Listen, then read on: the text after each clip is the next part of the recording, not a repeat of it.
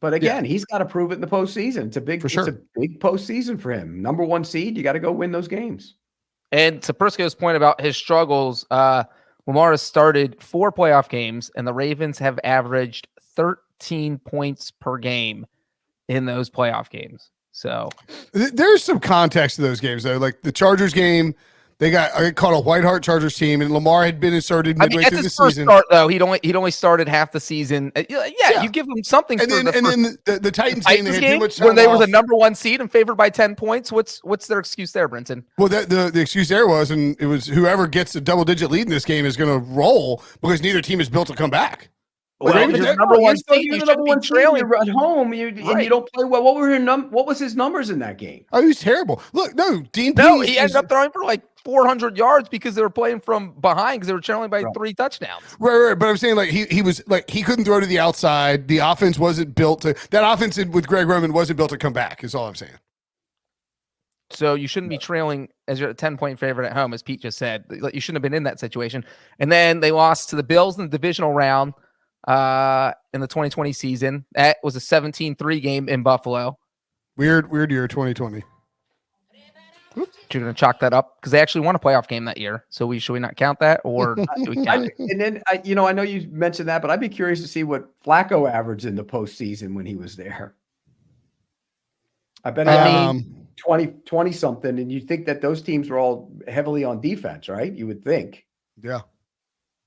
Oh, then Lamar didn't play against Cincinnati last year either. I was going to say, you could argue that the Ravens' best playoff game in Lamar's tenure was against the Bengals, that they probably win if there's not a 99-yard fumble return for a touchdown.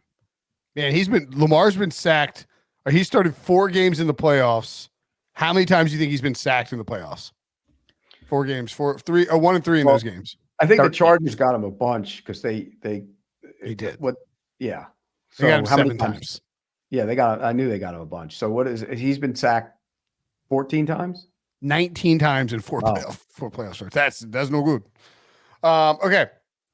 And one quick thing too is that I feel like they've also run into these buzzsaws of hot teams. Well, not even hot teams, because it's not like the Titans went on and went to the Super Bowl, but more of pretty smart defensive minds. Sean McDermott is a very smart defensive mind. Mike Vrabel is a very smart defensive mind. So the smart defensive guys who had time to sit down and say, all right, we have to, this isn't a regular season game where I'm spending 90% of my time on Lamar Jackson. Gus Bradley did a good job. Yeah, Gus Bradley was the Chargers defensive coordinator. So that's 3. I'll tell you this too. On the 2019 game, I remember Pete coming on this podcast and saying that Dean Pease, and I can't remember exactly why you had this take, but you were like, Dean Pease's defense is built to contain this. Because Dean Pease had gone against the Kaepernick and the 49ers, and basically the same offense with Greg Roman, and had done a really good job, being able to sort of reduce. Bradley, Gus Bradley was the Chargers stopped him. You had a Dean Pease take, I swear. I don't remember that one, but it was Gus Bradley, because Gus Bradley he used a different style that game to slow him down. He had 8 defensive backs. Yeah, exactly. Yeah. And that's so when you have, we're talking 3 losses against 3 very good defensive coaches. So you kind of look around in the AFC and who's that kind of, you have Spagnuolo with Kansas City. You have McDermott still with Buffalo. Cleveland has a very good defense. So you do have teams that I think, Jim Schwartz is Cleveland's defensive coordinator. Right. So there's 3 very good defense. Vic Fangio in Miami. So, I mean, and yes, Miami just got rolled, but again, the playoffs are different when they're just going to sit down and get crazy on paper and say, all right, we've got to be different to stop Lamar. I don't disagree with that at all. I do think that part of why, 1, the offense had stagnated under Greg Roman, but 2, I think this is why they brought in Todd Monken, is that they needed to be able to win in the playoffs by throwing the football.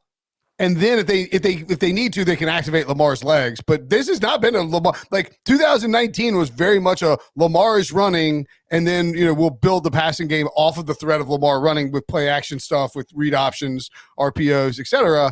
This is much more of a Lamar is in control of this passing attack, and then the running game kind of builds off of it. So I do think he's a better quarterback now than he was then. Yeah, I understand that. I think that the style of offense and how the fact that he's a better quarterback, which he is, gives me much more like sort of lends more credence to the idea that the Ravens are not. You think it's going to be Baltimore and San Francisco then? I think it's going to be Buffalo and the Rams. Well, you picked that before the season, so you're sticking to it. But I had Buffalo and 49ers before season. Oh, you did? Yeah. You're jumping ship on.